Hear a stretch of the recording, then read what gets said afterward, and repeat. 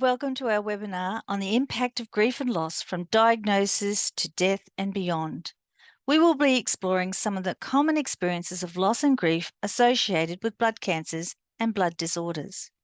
My name is Shirley Cunningham, and I lead the Grief and Bereavement Program at the Leukemia Foundation with my colleague Danita Mignon.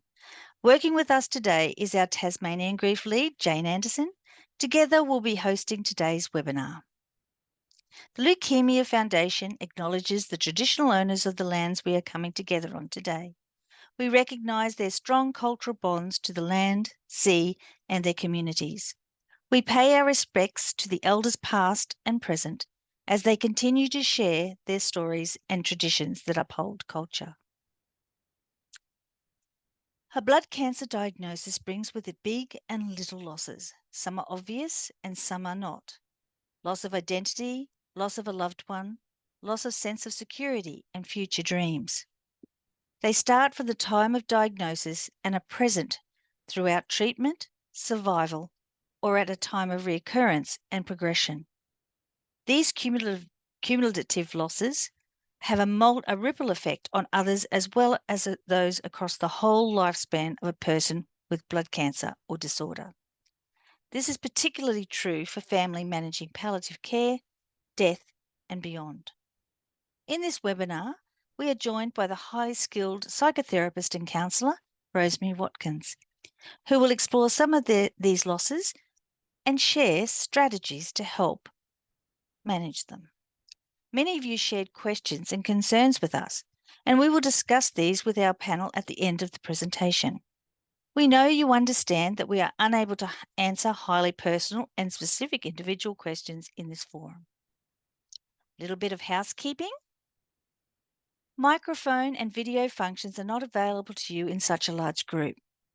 The chat function is working and you can add a question or comment there.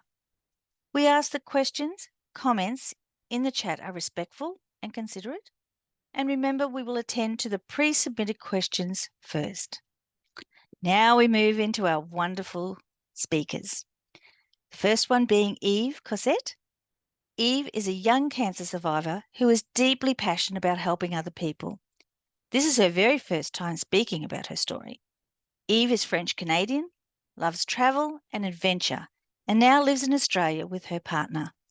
She was diagnosed with acute lymphoblastic leukemia, ALL, at 26 years old, while on the brink of achieving several significant life goals. I hand it to you, Eve.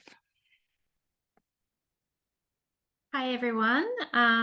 Just like Shirley said, I was diagnosed at 26 years old, just as I was about to achieve so many dreams that I had.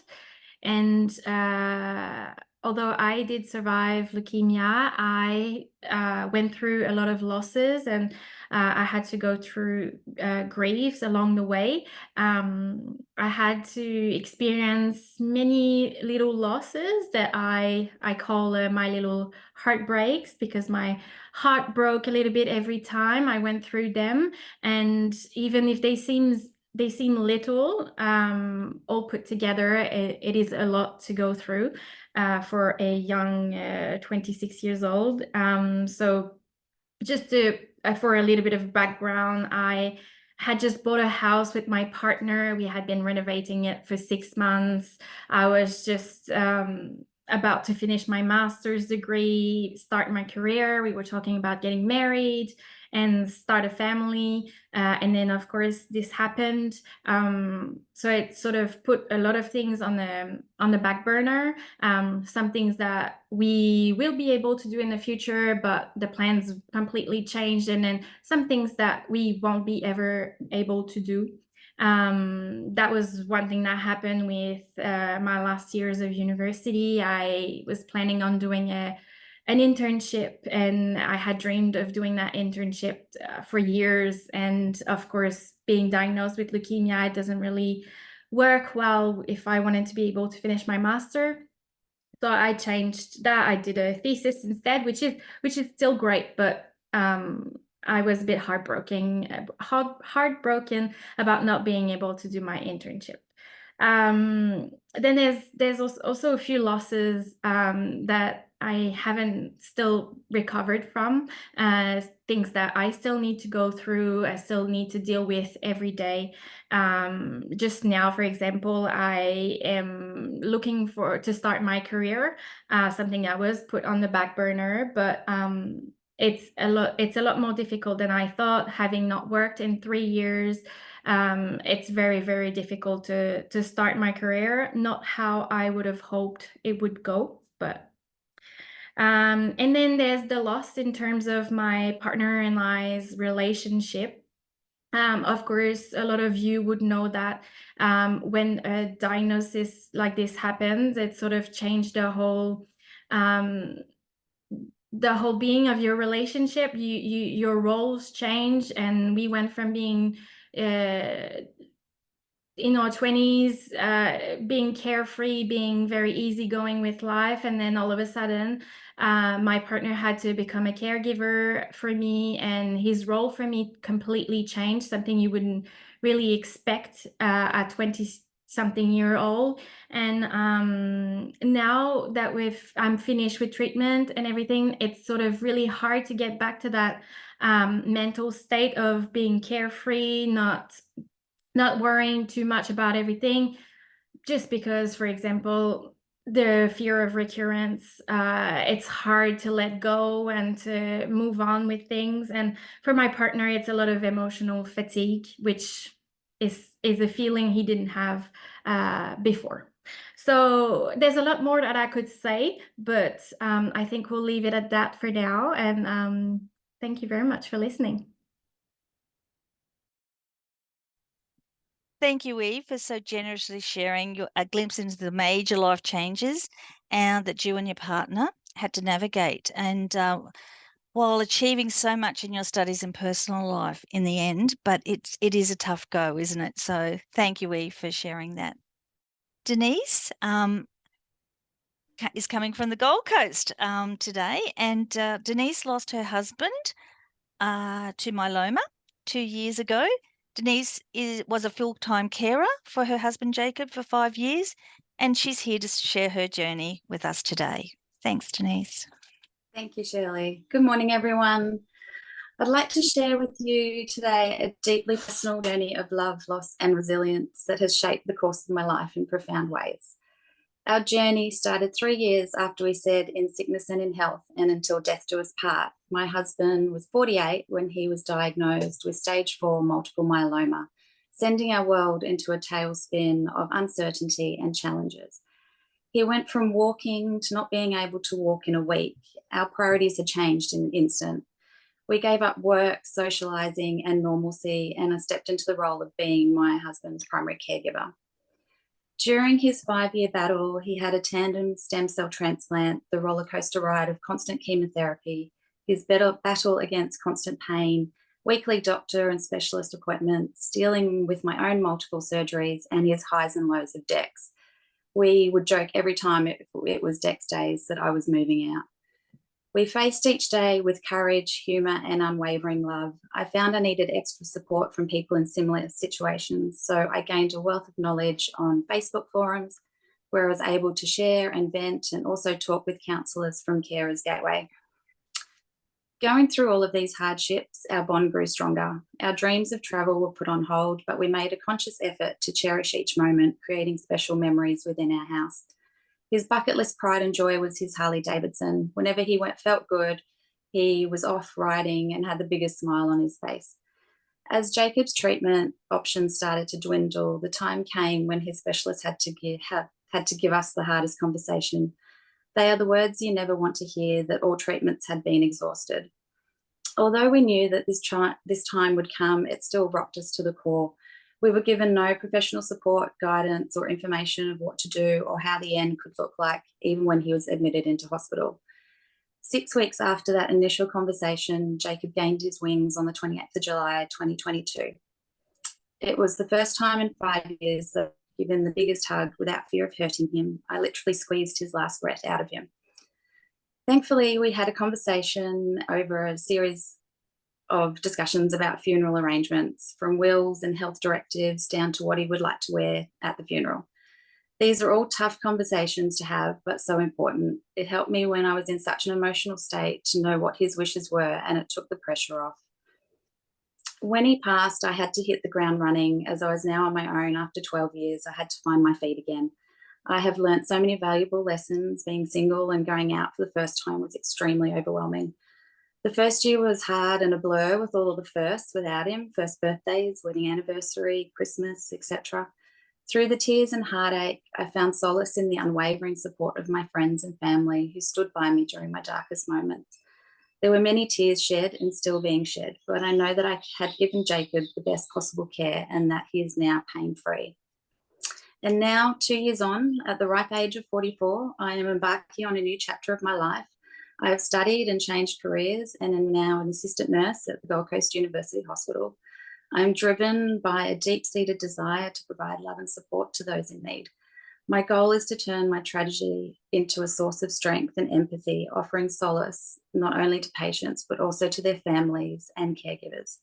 I carry with me the lessons learned from the journey, the resilience of the human spirit, the transformative power of love, and the importance of cherishing each moment. Through it all, I remain committed to honouring Jacob's memory. I live a life filled with compassion, purpose, and the belief that even in the face of loss, there is hope. And I now truly understand the meaning of life is too short. I'd like to thank the Leukemia Foundation team for the opportunity for me to share a glimpse of my story with you today. Thank you. Oh, thank you, Denise, for sharing some of what you and Jacob experienced together, and then having to navigate on your own, which can be very difficult after such a time. A touching story of love and support for each other. You have truly turned your wound into a gift, and that's so special. Thanks, Denise. Oh, and now we have the immense pleasure of introducing Rosemary Watkins.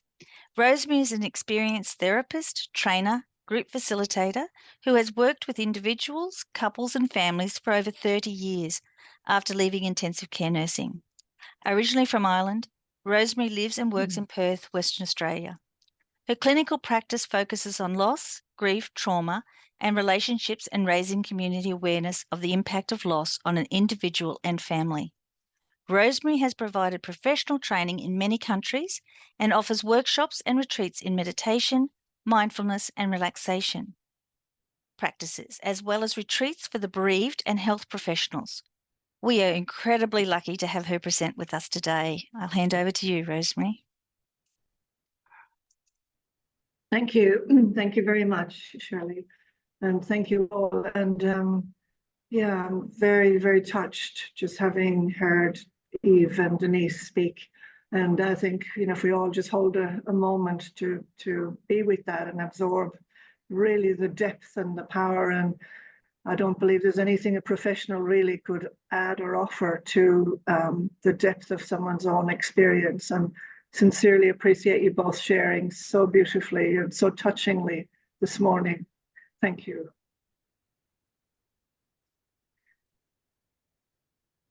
So what can I offer? What is it that I can bring to this? And really what I'm here to do is to share, not to direct or not to say, do this, do that, should do this, should do that.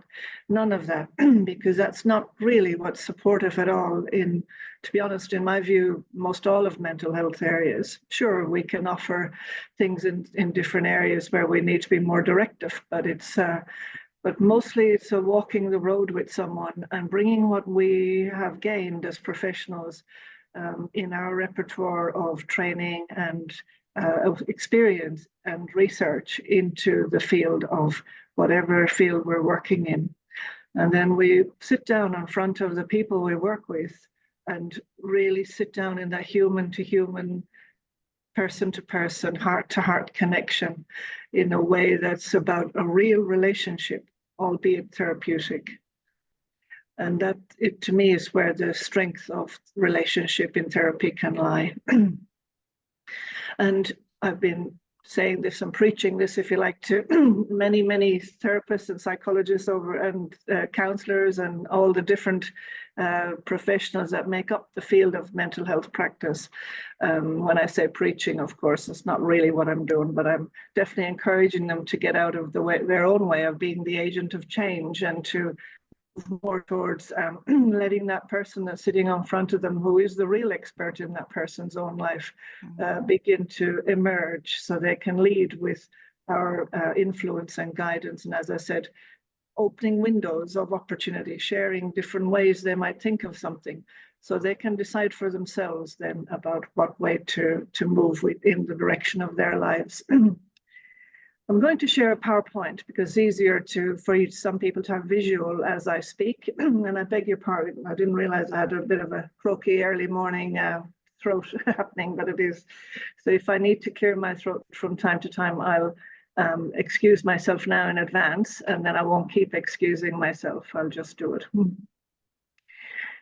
Today I've been invited, and thank you very much, Shirley and Jenny, for inviting me here to speak. It's a real privilege, and the great work that you both do and all of the team there offers is I've been getting to know a bit more about it over the last few weeks, and really is fantastic.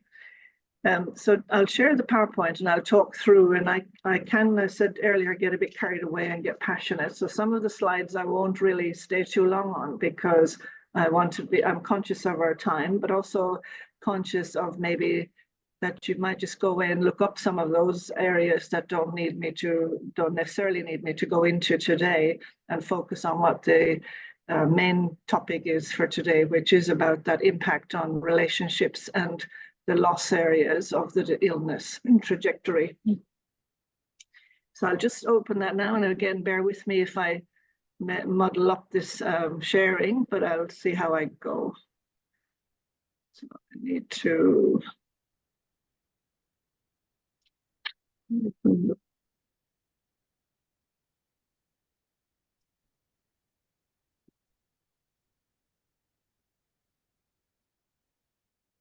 want to make sure I'm doing it in the right order here now. I'll share the screen first, I believe, and then open the. So while since I've done it, we got in a lot of this during COVID time, but haven't had to do so much of it for a while now. So I need my rusty memory to come back into action again. So share the screen. There we go, and then open this up.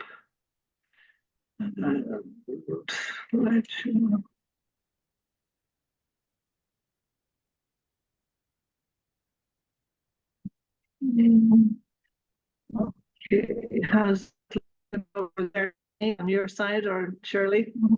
No, that looks good. That looks good, Rosemary. Yeah. Excellent, excellent. Okay, so we're looking today at living with a major illness and the impact on a person and the family. And these are some of the areas we're intending to cover: the many dimensions of loss, something on grief, and including an anticipatory grief, the impact of the diagnosis and bereavement and grief in bereavement, yes, and then the redefining and renewal. The dimensions of loss, when Eve and Denise were speaking, they mentioned so many aspects of loss that happen during their individual journeys. And these are 4 categories that people can begin to think about for their losses. And not all of them will be applicable to everyone, but certainly it can be helpful to people to notice where the losses fit, and in terms of maybe what kind of support they might get, or how much people might even understand them. So for example, tangible losses are generally the losses that people can actually see, and everybody would consider it a loss, and they're easy to name as a loss in the friendship group, for example. Developmental losses are more to do with what your speakers earlier said about that change, that sudden stop in life as it is, and what you're planning, like going to university or to change when you're a young family, and what comes into being there, being the couple relationship, and the study path had to be put on hold for 3 years. So developmental losses are the losses we have right from the get-go of birth to death, basically. And they're losses that can happen where we don't really recognize them as loss sometimes, because they're pretty good and we enjoy them and we want them. So the welcome change makes a difference, and then the unwelcome changes makes a difference to how we integrate those developmental losses. But essentially, developmental losses, and Monica McGoldrick and her colleagues are the ones that have written lots on this, and beautifully captured the whole trajectory of life for all of us, from the womb basically to the grave. The fantasied losses are to do more with the dreams and hopes and visions and what we hope for ourselves.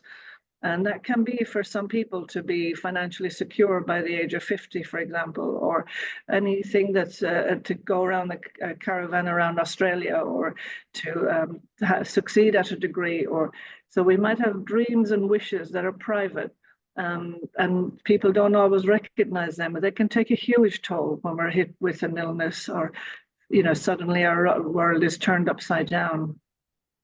And the deprivation losses are more to do with neglect and abuse, often for many children, but also they can be linked to the refugee and the immigrants when they come and are deprived of something that they normally would have around them, maybe a supportive environment that now is not here for them when they're in a new country, for example. So deprivation losses can cover quite a lot too, but it's just a useful one I thought to include there. Won't spend too much longer on it. The potential impact of the person, we heard again very eloquently there from Eve and Denise about this changes that happen for people, the shock and the emotional responses over the physical changes that people go through, the redefining that's needed for the person with the disease, the spouse, the partner, the children, and also the family functioning needs to be redefined, which means roles and responsibilities, where there's a family, like who takes the children to school, who cooks the meals. I had a beautiful young family once where the wife had died, and the man was saying to me, this was in the aftermath of her illness and death, and the little girl says, do you know that Dad gives us wheat bix for afternoon tea? And she was so indignant about this idea of getting wheat bix for afternoon tea. And he was looking at me going, oh, I don't know what else to give them. Like, I'm really just sort of wanting to make sure they're fed and nourished. And she looks and she goes, Mom always knew that wheat bix was a breakfast food, not an afternoon tea food. So those sorts of things come into the conversations and the discussions with families and children. Children are wonderful for being in the moment and saying it as it is, as you probably well know. And so the sort of things, but this all links into that whole redefining and roles and responsibilities. And that can happen during the illness as well as in the aftermath of the illness. Yeah, whether it's especially where there's been a death, a bereavement. The powerlessness that people can feel, the fear, the uncertainty, the confusion. It's just so much of all of those mix of emotion that comes into our experience. The rupture and loss of the assumptive world. The ongoing losses, again, people named, not just the loss, the illness, when that diagnosis comes is one loss, but the ripple effect then is like when you throw that stone in the pond, the ongoing ripple of losses that come from it. The personal depletion is hugely depleting on a personal level from the stress of all that, arising from the demands for major adaptations and investment of yourself, time, and even the impact on finances and what that might look like. I've named the assumptive world over there, and I thought it was useful to give a little bit of time to this, because this is where a lot of the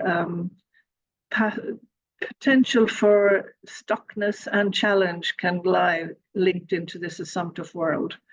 This was coined originally by that beautiful psychiatrist in the UK, Colin Murray Parkes, and he named it as the assumptive world, and our assumptive world. Now, we all have one.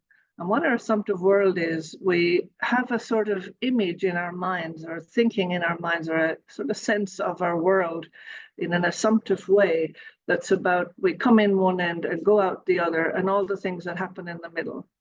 And of course, none of us are ever going to build anything of pain and trauma and change and challenge into that assumptive world, naturally. So our assumptive world is generally the world that we'd love to have. Part of that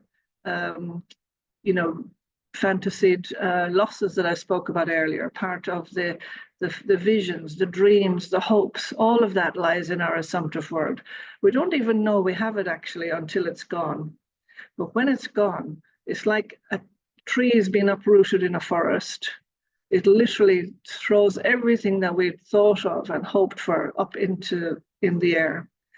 And then we have to find new ones. We have to find new ways of replanting the trees that don't always fit with what we had built in our assumptive world. So I think knowing about the assumptive world and just recognizing that this is part of what happens when those myriad of losses come into our world, and that there is a need now to be with that as well as everything else we're with on the physical and, as I said, stress and adaptation way. That links also to hope and uncertainty. Hope can be a wonderful thing and must never be let go of. And a beautiful woman said to me once, maybe you should tell them, Rosemary, someday that the hope changes, that the hope sometimes is for recovery, and then sometimes the hope is that my husband will know to give my little boy a hug as much as my little girl when I'm gone.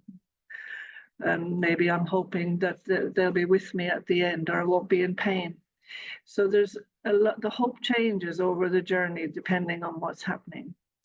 And again, that's a whole topic that really could be looked at in a bit more depth, because what we mustn't do is hold on to the hope that's a hope that's built on fear, or a hope that's built on must be this way.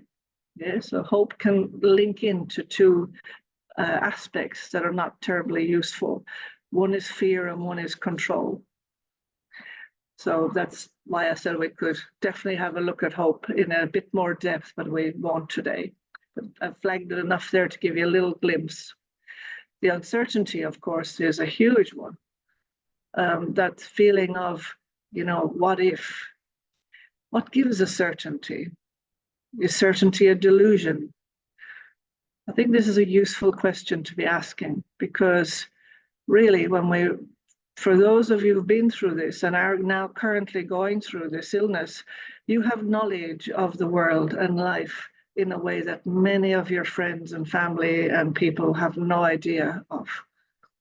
People think they know, and they'll say, oh yeah, I know, any of us could get hit by a bus. And they say it a bit glibly, as if they really believe that this is a truth, that any of us could just get hit by a bus or get knocked off the perch and die someday.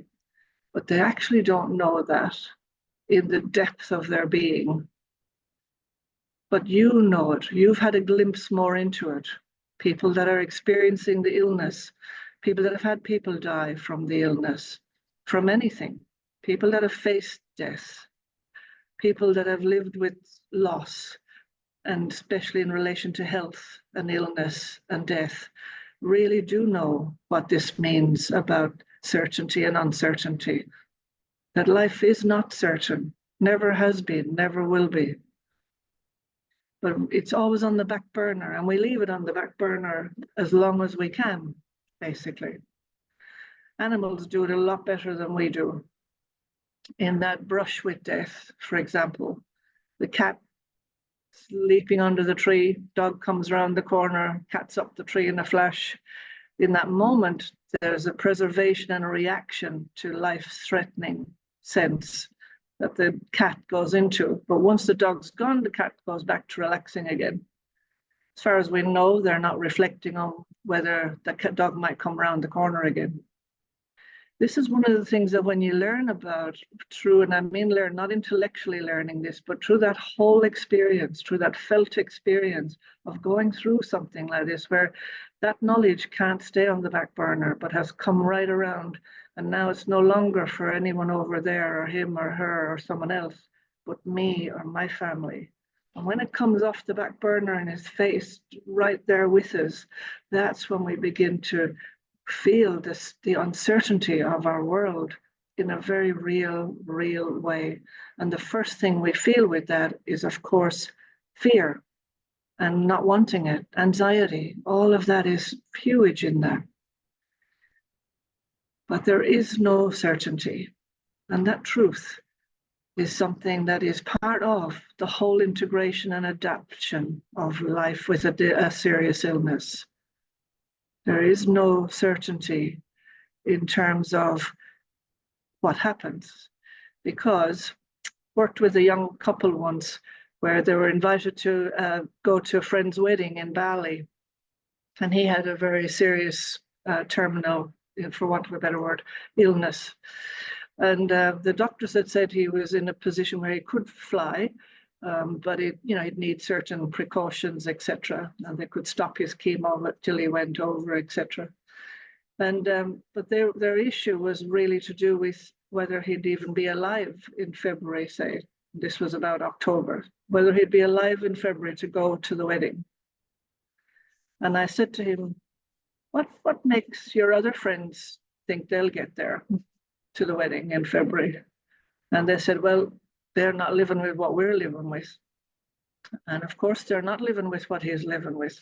However, the certainty is no different. People think that it is. And the reason it's not is not because of the science, which we know maybe is going to shorten this young man's life, which of course is there. However, the balance of probabilities are not known. So all the probabilities that could be taken into account for why those other friends might be there in Bali in February and not him, we have no way of knowing. And that's what leads us to live in a world that is uncertain. Do we focus on that? Should we focus on that?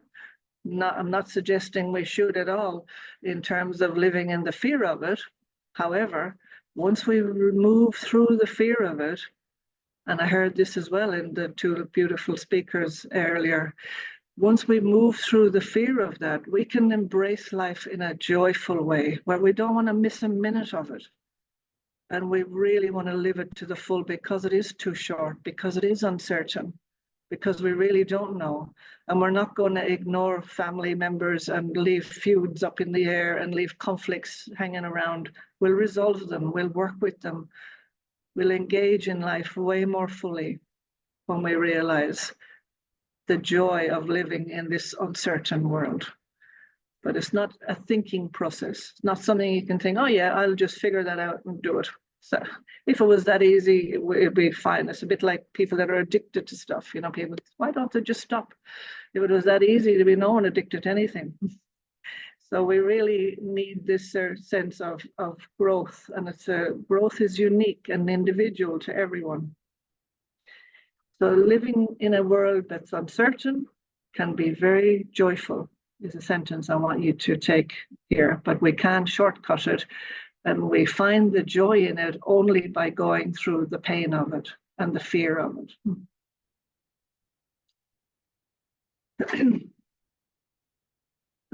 Beg your pardon.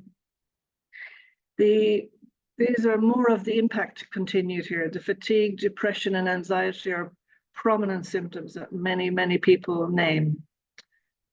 Some people even name PTSD symptoms, like that means a high prevalence of intrusive thoughts and images that can happen. However, most researchers, now mind you, research is pretty scant in this area, really needs a lot more. But patients at 2-year post-treatment felt their quality of life had improved after entering remission. The ones that felt their life had improved tend to have found a way in life, and I just go back here to make sure I get the note properly. They believed that these were two of the belief patterns that came with them. One, they believed in life, fought for it, and came through stronger.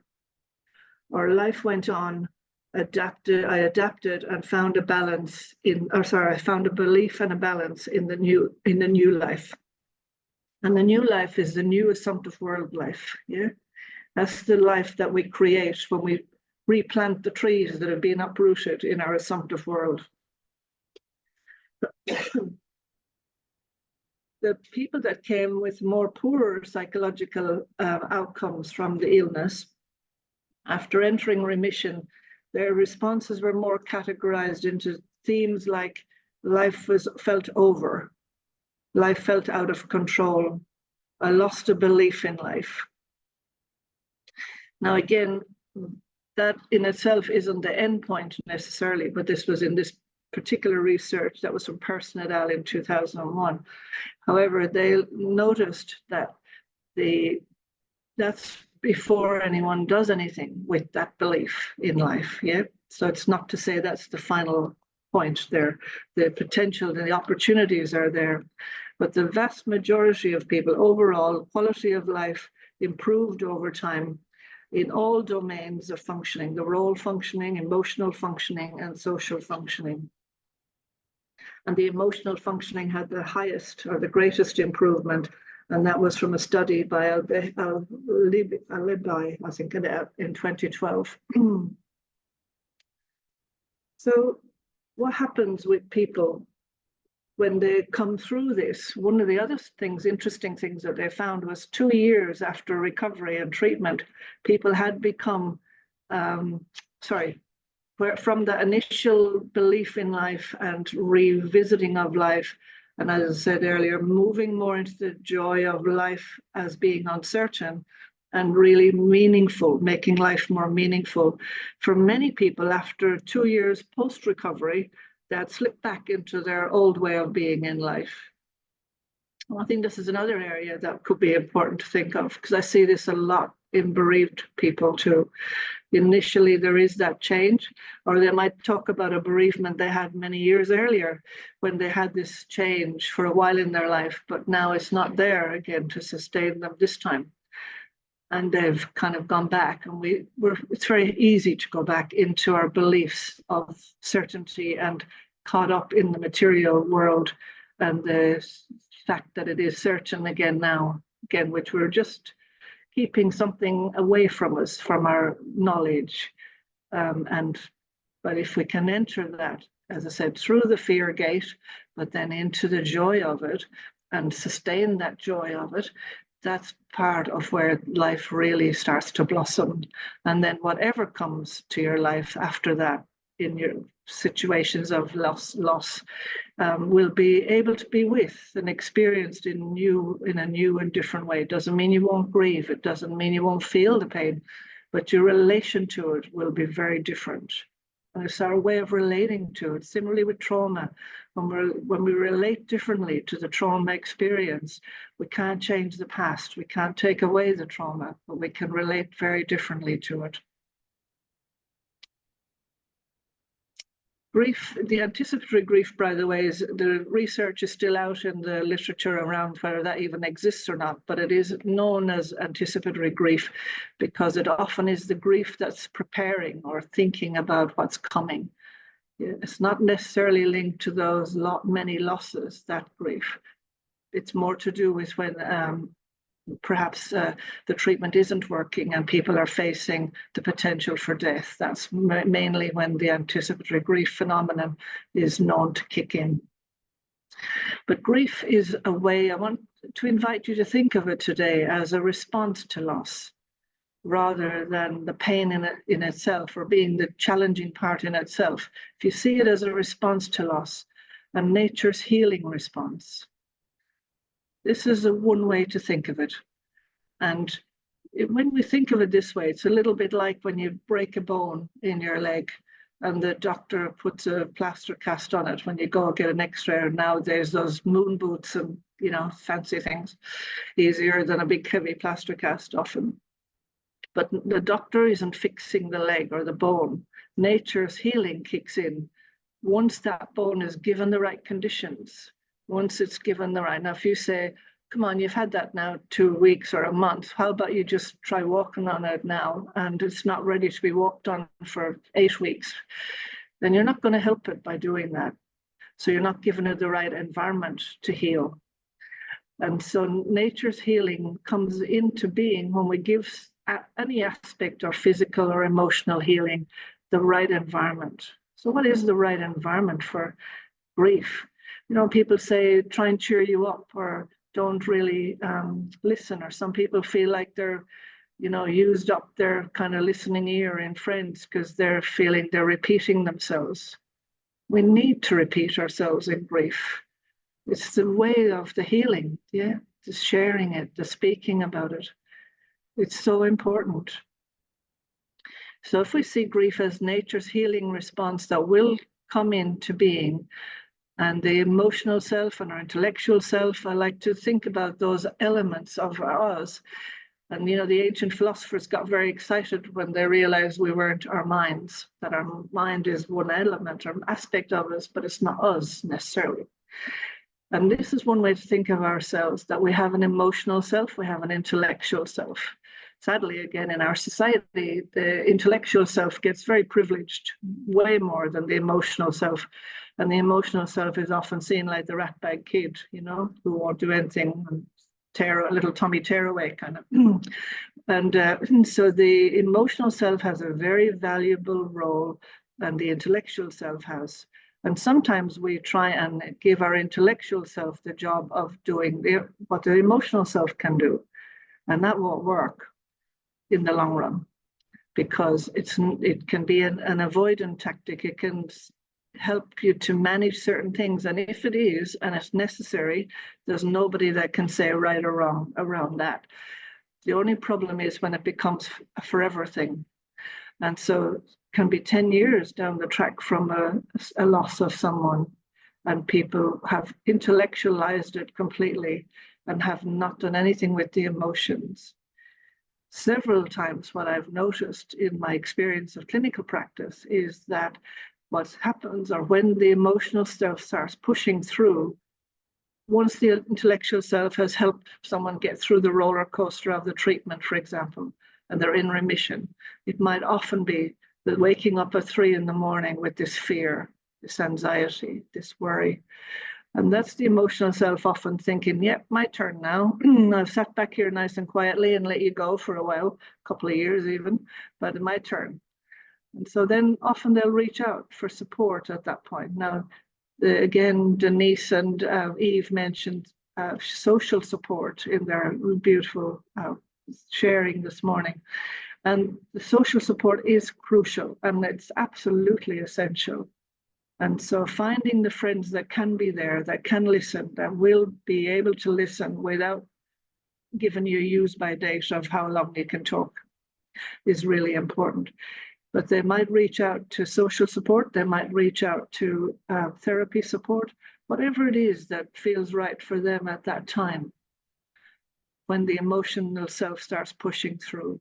So it is okay to have it in stages, if you like, in different times, or probably better than stages, that sometimes to literally just survive and to get in there and have that treatment and go on the roller coaster and maybe get the kids fed and all the things that need to happen, you just need to do that. And that is absolutely okay. So it's you listening to you, so long as it's not, again, a forever thing and you're going to go back to it somewhere along the line to just see, how am I going emotionally? And if not, the times it can just push up about 3 or 4 in the morning when your kind of intellectual self is wanting to relax and go to sleep, and then the emotion pushes up. But if you make time for it and give it some space in your life at some stage, and then you decide what it needs and what you need to do. It doesn't have to be necessarily crying, but it might be. But it might be journaling or talking about it with a friend or a loved one. And then you're supporting yourself and the other person in that way, the family members, by allowing each other to talk. Some people don't share with each other because they want to protect the other. They don't want to upset them, or they think if I tell them how I'm going, that might upset that person. And that can leave a huge gap of isolation between the two. So helping and bringing up the conversations, checking in when it's an appropriate time, and then knowing there's a self there, an essence of you, your core self, your best self, whatever word fits right for you, that can take charge of the emotional and the intellectual self. And if you think about it in that way, that best self or core self or essence of you, that best expert on your life, again, as I said at the beginning, then what you do when that self is in the lead, it's able to be with the emotional self, allow tears without being overwhelmed, without being flooded by it and losing contact with everything else. It can allow the intellect to make decisions about what needs to happen, when and where. And keep in mind, the emotional self and the intellectual self make great servants and serve as well, but they don't make good bosses. Don't let them be in the lead, because they love taking over and hijacking the whole thing, the whole system of us. So let's see what else I've got here. Am I going all right for time, Jenny, there? I kind of see I get carried away here with some of this. So communication, yeah, just nod if I'm all right for time. Yeah. Jenny or Shirley. Yeah, great, thank you. Okay, communication barriers, what gets in the way? And I just linked into this a little while ago. Big thing that links in is often the sense of fear of upsetting the other. So it comes from a good place because we don't want to hurt the other, but it's not very helpful to either of us or the family members being able to share what's going on or what's happening for them and how we're going to get through this and bring us closer together. So there's many benefits in bringing us closer together, having the shared conversations. And even if that means they cry when you share tears and you cry, having a good cry on each other's shoulder is all right. It really is okay. And bringing up conversations then, like if someone doesn't want to talk about it, especially if you're the one that's not got the illness and your partner or family member has, and their way or their style, because remember, it's always important to let them do it their way. The greatest gift we can give anyone is let them do their illness and even facing their death in their own way. What works for them is really important. But what's important is not to collude with them in a way that blocks or keeps a barrier in it. And what I mean by that is that if they say, oh, look, I'm going to beat this, it's all good, we'll do it. But you're not so sure about that, or the doctors aren't really saying that. And then agreeing and saying, yeah, we're definitely going to, kind of keeps away the opportunity, it blocks the opportunity for that person to be able to say, yeah, that would be good, or that would be what I want. So an answer to that can be something like, that would be fantastic, and that's what I want too. And then, but sometimes I get a bit scared that it won't happen. You can say that and just see what they do with it. And if they say, or you might notice a time when they're saying something like that, but they look a bit far away or have a little bit of a tear in the eye or just look a little bit heavy-hearted as they're saying it, then you can say, yeah, I hear you say that, but at the same time, I notice sometimes that you look a little bit down or a little bit sad. I wonder if you ever get a bit worried that it won't work. And again, if they say, no, never, I'm definitely in here for the long haul and I never get worried, then you go, okay, no worries. But if that ever changes for you, just know I'm here and I can talk. I'm here for you, whatever you need. Yeah. So again, you open the door for them. That's what I mean by not colluding with it in the way that might not be helpful, but you certainly don't knock it, and you certainly can work with people to manage it in their way. This is what I mean in the family way now, the family members here. Not talking to the professionals necessarily here. Okay, fear of recurrence, again, that's huge in there. What does it, that twinge or ache or fatigue, and we heard that big time earlier from the women. How does it impact upon your life and family? The what ifs, the what if nots.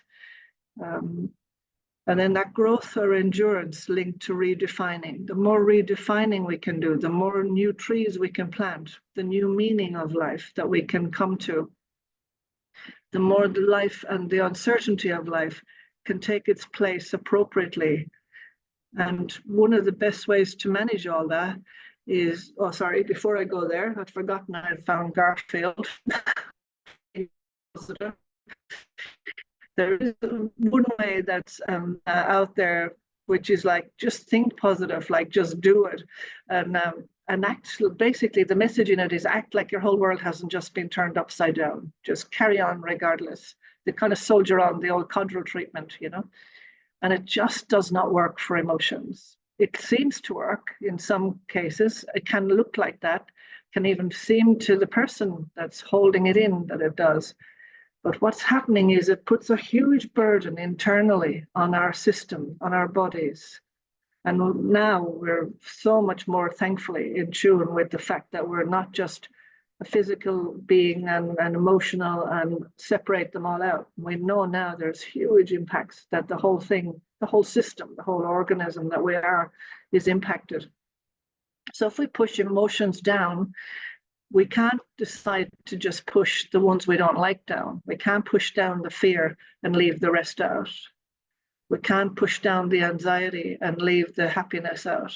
Everything has to get pushed down in order for that fear to be pushed out of sight. Now, can you imagine holding and walking around with this huge sense of pushing everything under? In where does it go? You know, it just sits in the body. Then your happiness and your conversations and your attempt at joy all feels a little bit hollow, a little bit flat when you're pushing something down away. And that's what the false positivity, if you like, the myth of positivity can bring, which is what we don't want. However, the real positivity that we really, if we flow with the real positivity, we let the emotions out in an appropriate time and way, and we allow the thinking, we speak about it, and we let and have an integration of all of who we are. And so we're not hiding or splitting, we're not pushing away part of ourselves in the false positive way, where we're pushing away the fear and anxiety and worry. We're letting it all be integrated, not in a way that it dominates either, that because we don't want to move it. I'm not suggesting you move into the fear place permanently, but I am saying we need to at least go to it to get to know it, to understand it, in order to be able to be with it from that essence of self. And then this beautiful sense here, most patients found benefit on the new value they placed on life as they readjusted their priorities and enjoyed life more intensely, which outweighed the adverse effects of their treatment and remission status. And that's a direct quote there from some of the figures I gave you earlier about the people, the majority of people finding the quality of life returned, albeit different, never goes back to the way it was, because life is always moving forward and we're always in change and transition. Grief in bereavement, there's a direct link between the intensity of grief in bereavement and life during the illness. So the more that you can be present, and this second point here, aiming to find a way to stay as present as possible, whereby your sustaining memories are created and regrets are minimized, that will all absolutely impact the outcome of how you feel in bereavement. Now, it doesn't mean that you won't feel grief in bereavement. It won't make you feel you're totally fine, but what it is, so long as regrets and guilt are two of the most awful burdens, and burdens that add a huge weight to grief in bereavement. And so by minimizing, eliminating them as much as possible, you will find the person will say, and I've heard this so many, many times when we've worked through the relationships prior to death and then afterwards, they say it's lovely to not have any guilt, no regrets. I've said everything I wanted to say, you know, I was there with him or her. There's a real sense, once we have removed at least as much as possible the guilt and regrets, grief is more than can enter its normal way of helping nature's healing to help whatever else might be left. Just the main losses, of course, of not having that person there. The one person that normally you would turn to when you're hurting is suddenly not there. That's huge for people. Yeah, so where do I go when that one person that normally would be my shoulder to cry on is the reason, his absence or her absence is the reason I'm feeling so bad, and they're not there. So being with the life beforehand and how you are during life, which again all comes back to how we make sense and meaning out of life from the old way of seeing the assumptive world to the new way, and finding a way to be as present as possible, meaning the not letting the fear of the future take our attention way sooner than it needs. It'll be here soon enough, the future. It's about our letting the hope for the future, that's that false hope again. And when we're living a false hope for the future or a fear of the feared future, we're in some future place that isn't even real now, not even happening now. But we miss an awful lot of what is here right now. We miss the look in their eyes, or the way their hair falls over the forehead, or the way they have no hair, or the way their eyes light up when you say something. Yes, so we need to be as present as possible to the person in the moment, while making plans for the future, of course, all of that. But we make the plans from the present moment, not from the fear or the false hope place for the future, because when we're locked in, our mind has a habit of doing that if we let it. So we must allow the mind to process it. If there's fear there too, I'm not saying ignore it or put a lid on it, but in a way that's in present moment, looking at it, thinking about it, and then moving on to the place that's present in what's real in this moment right now is a great question to ask yourself. And then grief for a loved one impacts a person on all of these levels: physical, emotional, cognitive, mental, and spiritual. Again, we don't have time to go in too much to all of that today, but it's not about the absence of grief, but certainly the way you allow it to be with you. And there is only your way. There isn't a set way to grieve. For some people, they'll cry more. Some people, they'll think more. Some people, they'll journal or write about it. Some people, they'll talk about it more. And as Shakespeare said once, a very wise quote, when he said, give sorrow words, or the o'erwrought heart will break, if we don't allow the words to come out. So finding that social support and sharing with people is really important. And grief as an opportunity for growth. The emotions of grief are experienced by giving up control, giving way, abandoning ourselves to the feelings of chaos. The encounter with chaos and the uncontrollable aspect of existence paradoxically gives us strength and courage to live. So I'm not going to read that again, but I want you to read this to yourselves later. Yeah. Now, this isn't about giving into letting yourself be overwhelmed by the emotion in a way that you can't function in life. This is about taking an opportunity in a safe space with someone you trust or on your own, but when you're feeling that you can really release, be with the emotion, if that's the way you want to process that emotion. As I said, people write about it or walk it out, or so long as you know what you're doing with it, that you're not putting the lid on it, that's the key bit. But it's this encounter, the notion of coming into touch with that uncontrollable aspect of existence. We find, as I said earlier, the strength and the courage to live, and the joy is right there in that place, the joy of life. Choice and choosing is always that. Must keep in mind the way of what we choose and that we have choice. Sometimes people feel there might be a burden on someone, or the carer might not want to be there, or they feel they have to look after someone. So long as we keep a have to in there, we'll feel burdened. If we move it to a choice and we willingly choose to care for this person, we willingly choose to surrender what we can't control right now. We grieve for it, we can grieve for the loss of it, but we choose then how we're going to go forward from there, whether it is to take the gap for a few years from university or to walk the path with a spouse. We make the choice, and that sets us free. And then my final slide here has got all of the words that I want you to hold in mind, think about, and begin to allow in their fullness into your world, your life, your family, and your own beautiful self, that best expert in your life. Hope, trust, renewal, restoration, presence, integration, balance, and the wholeness that's already there everywhere in nature.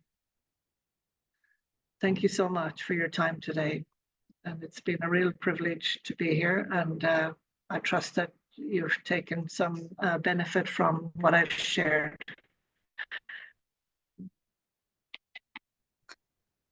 Thank you, Rosemary.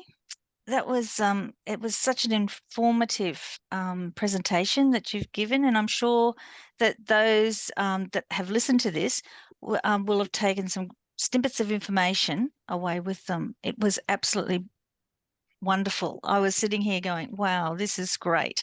And for the people listening. So I do thank all of you, Rosemary, Eve, and Denise, for your comprehensive presentations today. I know how difficult it can be to do this when you're asked, but it's so wonderful to be able to do this and have this information out there. We now move on to our question and answers session, which will be led by Jane. Thank you, Shirley, and thank you to all our guest speakers today. We've had some lovely questions in the chat, and even Denise has been helping with Jenny answer those questions. But we also did receive a few questions that came in when people registered, and I guess that, Rosemary, you've answered the majority of those things, but I'd just like to ask you, what suggestions do you have for people experiencing secondary and additional losses after a diagnosis? You did touch on that when we have something happen, then we quite often reflect back on what's previously happened. And I think some of the things that people were alluding to in their questions was about the loss of ability to work, the loss of their community, and the prematuring aging. Just like to focus on that just a little bit more. Yeah, thank you.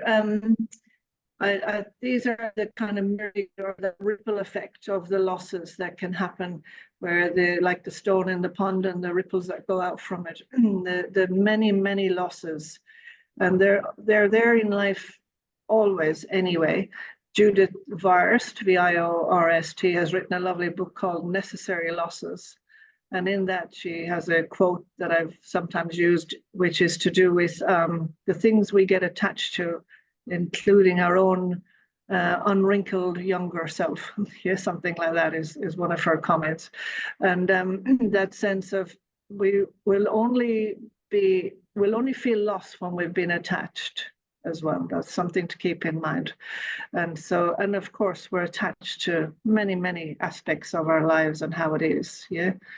And the losses that come, but naming them, recognizing them, not minimizing them, but noticing and being able to name them, articulating them, and seeing them as a loss. I think that is such an important part, because people might get annoyed that they're having that, wish it wasn't happening. So there is something there about the isness of life, being with what is, and then moving towards that in a welcoming way, to understand it a bit more, and not only understand it more, but to understand the impact it's having on my life, what it means to me. What is it that I, thought would happen here, if it's, aging, for example, and how that might impact my life, if I'm limited mobility-wise, or all of those changes that can happen. Yeah. And it's people talk about this aging gracefully and all that. And well, for someone who's also aging here every day, and I think that could, I don't know about the aging gracefully. I think we could definitely need a bit of a revamp on that word. Because it's okay to be annoyed about it and to wish it wasn't happening. But then once we get that sense, it's important then to move with the isness into what is happening. And then for others that are maybe having those losses that are linked to illness, was that part of the question there, I think, too? Then those changes and naming those as loss, and then what support do I need? Every time we feel a loss and we're feeling the pain of it, like, what is it I need right now? What does my body need? What do I need? And then looking at where can I get that need met, if there is a need. I might be able to meet it for myself. I might need to talk to someone about it, and finding that is crucial. But again, it's the gentleness and the compassion and the kindness to the self that's really important in it, and really not judging the self for whatever is happening or blaming the self. So looking for any areas of that might be connected to it, and removing those, not by just deciding to remove them, as I said, but understanding the blame or the judgment or the anger to the self, and then removing it by understanding it when it's willing to let go itself. Not sure if I'm making that sensible there, but the process, basically, processing. Thank you so much for clarifying all of that.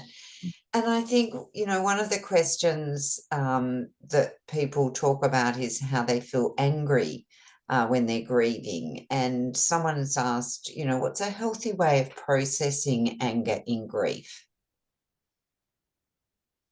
For example, they were angry at the illness, they were angry at their husband for passing away when there was still so much to talk about, angry at myself for not being a better wife or carer, or just angry with the world really. And most of us don't like feeling angry, and people are looking for ways to perhaps let that anger go. Yeah, that's a really great question too. And anger is one of our most understood emotions. It's also one that's absolutely natural and understandable in a time of grief. The anger can have it's an active emotion too. It's our action protection emotion. So anger tends to, we feel anger. If you think about all emotions, not as good or bad, but as having a message for us, they bring information to us. And if we can learn to listen to the message in the emotion, that's fabulous.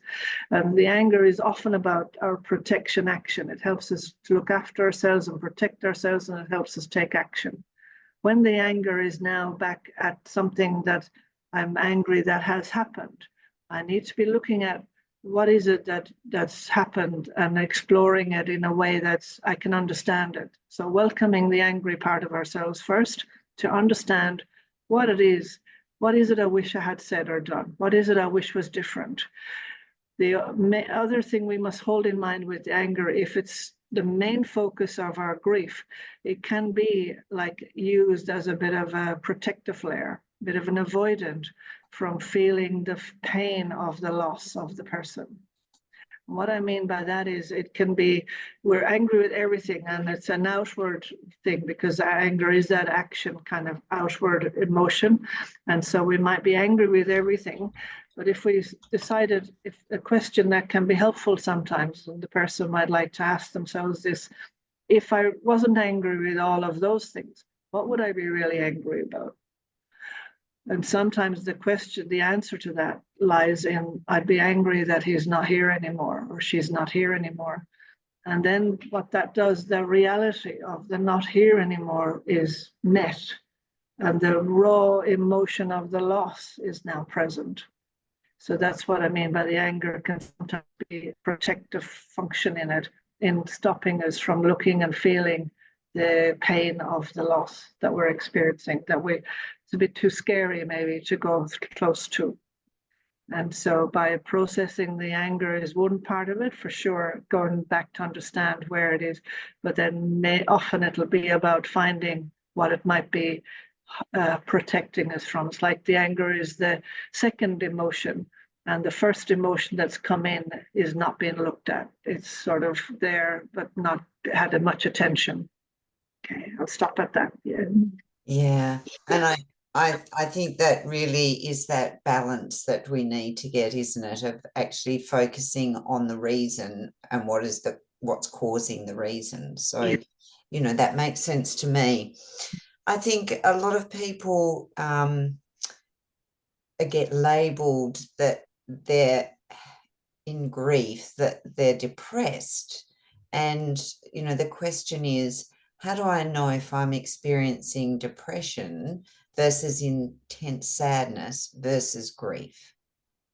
Yeah, again, a very important question to ask. And with depression, it's often useful to check any family history of depression because sometimes the depression of grief, if you like, which is normal, can turn into a depression that's more of a clinical depression, particularly if there's a family history.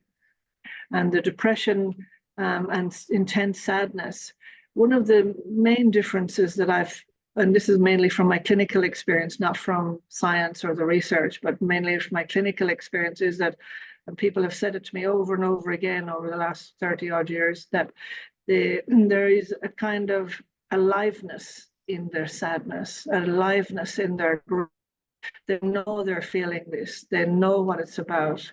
And whereas clinical depression can leave us numbed out in a way that we're not in touch at all with the feeling of sadness or loss. And so that's often a distinction. Yeah? The clinical depression also can have signs of anger in the beginning of it, or to look at in it, where anger is the only thing is there, but it can be linked to depression. And so having gone to the GP, having a conversation with your GP, and then perhaps filling in a scaling question on depression could be a useful way of eliminating and sorting out the difference there. But on a more general level, the aliveness in the emotion is generally what people put with when they know they're grieving or intense sadness versus clinical depression anyway. Thanks, Rosemary.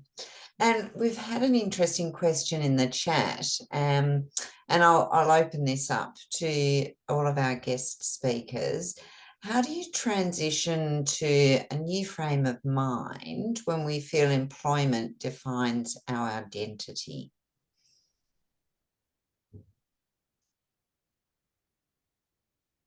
Don't feel pressured at all, because we will go to Rosemary if Eve, you don't want to answer that one. Well, I said in the chat, it's a great question because I personally am not sure how to do it as well. So I think that's great that you've said that.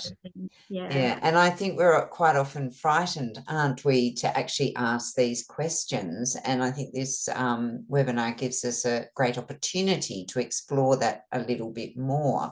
So I guess, Rosemary, the question is, how do we transition to a new frame of mind when we feel that employment has defined our identity in the past? How do we move towards that new me, that, the assumptive world, that I'll still be the same, but am I going to be the same in the new assumptive world?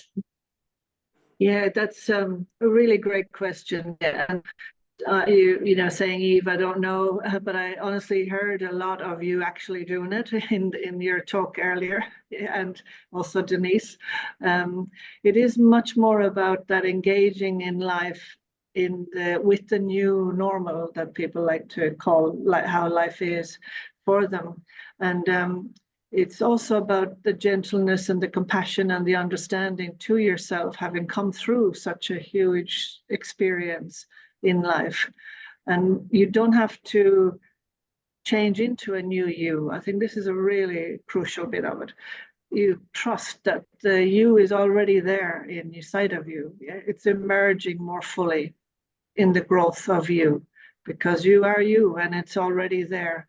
And you, in relation to whatever happened in your environment, whatever happened in your circumstances, is not what defines you. You are you, and it's already all there. And that's what I mean by, I heard plenty of aspects of that in each of your conversations earlier. That's already happening. And just trust and let it emerge. And then doing things like being present to the emotion that's there, talking it through, being able to maybe engage in things that nurture your body physically and mentally and socially, like going to yoga or mindful classes or anything like that you like. Again, don't do something that everyone else does because that's what we're supposed to do, because that's not it. It's about you finding what you like to help you blossom. And it's like, what helps me express myself? That will be a question I'd like to leave you both with, and also our listeners. What is it that that helps me express who I am? And then that's what helps the emergence of who I am and what I love doing, and the essence of who I am is already inside of you there, just needs to be allowed to emerge. I trust that's sufficient of an answer there. Yeah, thanks, Rosemary. I think that, Denise, I'm going to throw across to you as sort of part of that new beginning, that what's new is, someone has said that, part of me wants to go back to work and another part of me is very fearful. And obviously, am I ready? Am I not ready? Can you give a sense of what your feelings were and your strategies during that time for you? Yeah, that was very hard when to go back. I was working part-time at a hairdresser, doing admin and everything, and she was a friend of mine, so she knew my whole situation. So she asked me if I could come back a lot earlier than I thought I was ready. Like, it was only a couple of months afterwards, and I thought I'll just do a couple of days, which helped to get me out of the house and to think of other things and do what I wanted to do. But there were many times that at the salon I would just break down and just go out and cry, or someone would be talking about their illnesses and I would just have to leave and just excuse myself and go out the back and just have a cry. And everyone knew and everyone understood. So everyone was just very patient and kind, and I just had to allow myself to cry and go through it, because it's the only way I was going to heal and sort of grow. But for me, I said yes to everything. Like, everything, anyone asked me to go out and do something, I said yes, because for 5 years I said no to everything. So when it actually came time to going to these events, I was like, why did I say yes? Like, it was like, oh my goodness, why? But then I just did everything because it was a new experience, new opportunity, and doing something for me. And it still takes me so long to realize that I'm just looking after myself, that I don't have to think, oh, I have to go home to look after Jacob or anything. So it's a long process, and it still takes a lot of time. Yeah. And I think, Denise, it's that change, isn't it, from being that constant carer and then having all this time on your hands, but also that fear or that, not wanting to because you might feel guilty, but then saying yes. So thank you for sharing that with us. And look, I think we're moving towards the end of the webinar, but I'd just really like to get a sense from Denise and Eve about perhaps, if you felt that anger when you were grieving because of the loss of a loved one or grieving because of the diagnosis of a blood cancer. Did you have any strategies you'd like to share with the group today? I'll go to you, Denise, first, as you've got your mic off ready. Yeah, sure. I did have anger towards the specialists, and the whole healthcare field towards the end. But towards everything that was happening, no, because we knew it was going to come to an end. So I had that time to grieve and plan what was going to happen afterwards. So I just always think back to the 5 stages of grief. So you always, you go through the anger, you're going to have all these 5 stages. You don't know how long they're going to last for, but you're going to go through them. So I knew, okay, this bit of anger, I need to go through it. It's going to end, and then I'll move into the next phase, and then you'll eventually start healing. And so that helped me. Great. Thank you. I appreciate that. And Eve, look, we're really nearly at time, but did you have any tips or feelings that you would like to share with us about anger and your diagnosis, or anger in your recovery, or anger now? Yeah, anger wasn't really something that I felt through my diagnosis and my treatment, because I think I had so much on my plate that it wasn't a feeling that I was able to feel. Like, there was too many other feelings. But now that I am getting back into normal life, I tend to feel that anger a lot more, and the frustration. And I just talk about it. That's the way I go about it, is just I let it out. And then I might have a day where I tell my partner, today is not a good day. I'm angry. It's not working my way. This is not working. This is not working. I'm upset. And then I just deal with it, and then I go on and do something I like. And that sort of works for me at the moment, but I don't know in the long term how that's going to go. Oh, thank you so much for both sharing honestly with us and giving us some valuable insight into how you've been managing these things yourself. That's the end of question time now. And so, Shirley, back to you. Thank you, everyone. Thank you. Great questions, great answers. Thanks, everyone, for being so honest and open to in answering those questions. There was so much information provided today, and of course, you know, I really, my hat is off to the speakers, and I would like now, because we want to put up some information for those out there, to introduce Danita, and who will share some of the details of our grief and bereavement service, which we offer at the Leukemia Foundation. Thanks, Danita. Thank you. I'll just wait for the slide to come up.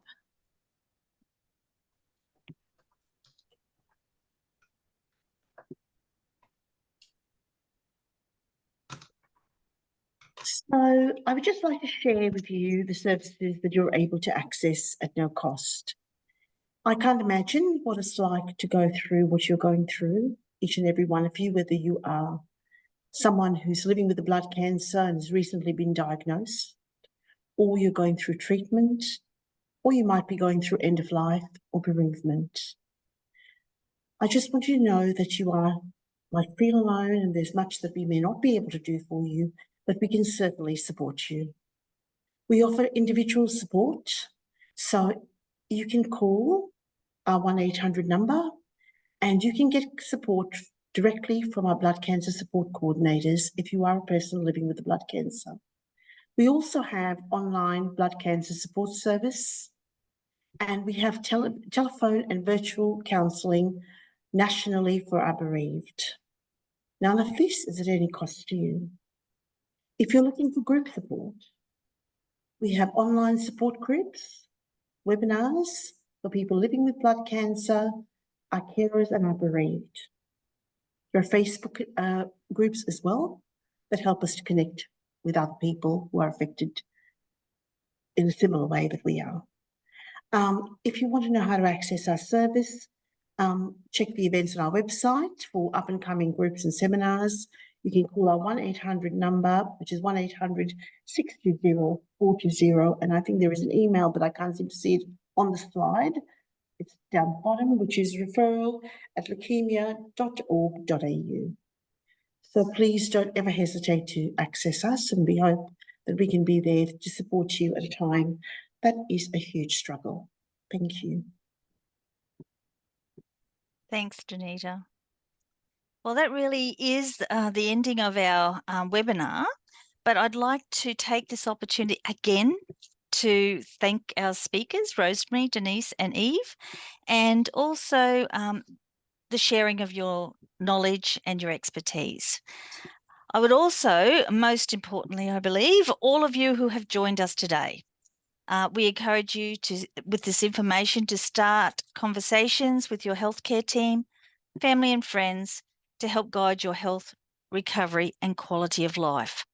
We encourage you to explore the resources on our website, which is a link in the chat, or again, as Denise has said, you can call, Danita has said, you can call 1-800-620-420 to speak with someone in person. And our team of blood cancer support coordinators are there to help you. Please also consider completing our feedback survey. We genuinely love to hear from you, your thoughts, and we want to be able to bring to you what you like and what you feel you need to know about. And finally, I would like to remind you a recording of this webinar will be made available on the LF website and YouTube channel. And I want to thank you all again, and it's goodbye for now.